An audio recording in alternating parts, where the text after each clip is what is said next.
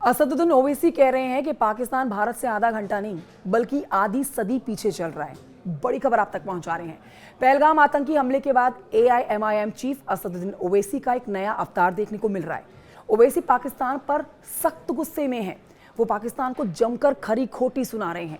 ओवैसी ने कहा है कि पाकिस्तान बार बार ये कहता है कि हमारे पास न्यूक्लियर बम है, हमारे पास न्यूक्लियर बम है, तो उन्हें याद रखना चाहिए कि अगर वो किसी भी देश में जाकर निर्दोष लोगों को मारेंगे तो कोई भी देश चुप नहीं बैठेगा, फिर चाहे देश में सरकार किसी की भी हो।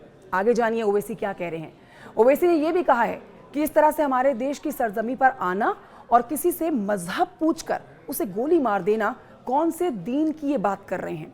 तुम्हारी ये हरकत ये साबित करती है कि तुम ISIS की विचारधारा पर आगे बढ़ रहे हो।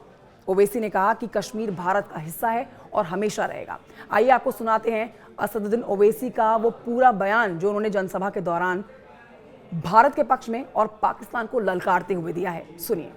ये बार बार पाकिस्तान ये कहता है कि हम न्यूक्लियर बॉम्ब हमारे पास है, एटॉमिक बॉम्ब है।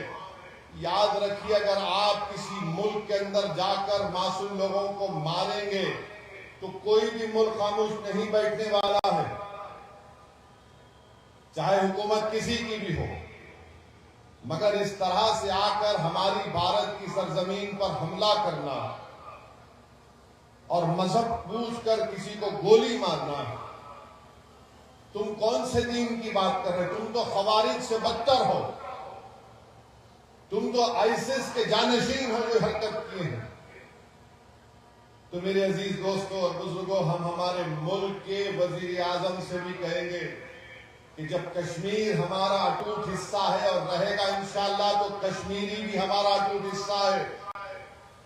हम कभी भी कश्मीरियों के खिलाफ ये जो टीवी चैनल पर ये बड़े बड़े एंकर बैठकर गुफ्तगू कर रहे हैं, बेशरम है ये पूरे एंकर। अगर कश्मीर हमारा अटूट हिस्सा है और रहेगा तो कश्मीरी भी हमारा अटूट हिस्सा है। कैसे हम उन पर शक कर सकते हैं? वो कौन था जो दहशतगर्दों से उनका हथियार लेते हुए जिसकी जान चली गई?